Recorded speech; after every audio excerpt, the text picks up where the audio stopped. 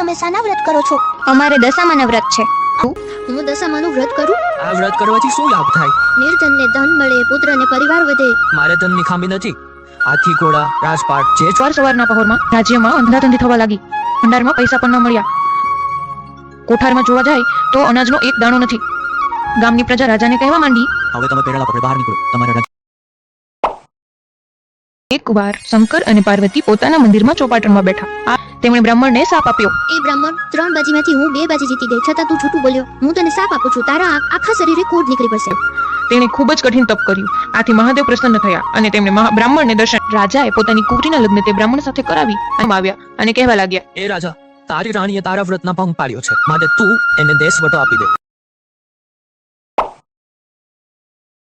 ઘણા વર્ષો પહેલા મિહિર નામનો એ રાજા થઈ ગયો. આ રાજાની રાણીનું નામ સુલક્ષણા હતું. તમે આજ્ઞા કરો તો હમણાં ઉપાય બતાવું. હા જરૂર, બોલ. જુઓ રાણીબા, ગામમાં એક બ્રાહ્મણીને 3જો મહિનો જાય છે. આજથી તમે સગર પાછો એવો ઢોંગ કરો, પછી આગળનું હું સંભાળી લઈશ. રાતે બ્રાહ્મણીએ પુત્રને જન્મ આપ્યો. એટલે દાસી છાની માની આ પુત્રને લઈ ચાલતી થઈ આગી. આ બ્રાહ્મણી જીવંતિકા દેવીનું વ્રત કરતી હતી. એટલે મોટી વહુ ભારે દેખી અને નાની વહુ સીધી સાદી. નાની વહુને રાંધતા રાંધતા મધરાત થઈ ગઈ, તોય હજી રાંધવાનું બાકી હતું. એટલામાં તો દીકરો રડવા લાગ્યો. એટલે નાની વહુ રાંધવાનું પડતું મૂકી અને દીકરા પાસે ગઈ અને એને આડે પડખે સુતા સુતા ધવડાવવા લાગી. તો નાની વહુના ઘરમાં ચૂલો સળગતો રહી ગયો. એટલે એ જોઈ શીતળામાં ગુસ્સે થયા અને તેમાં આડોટ્યા એટલે દાઝ્યા.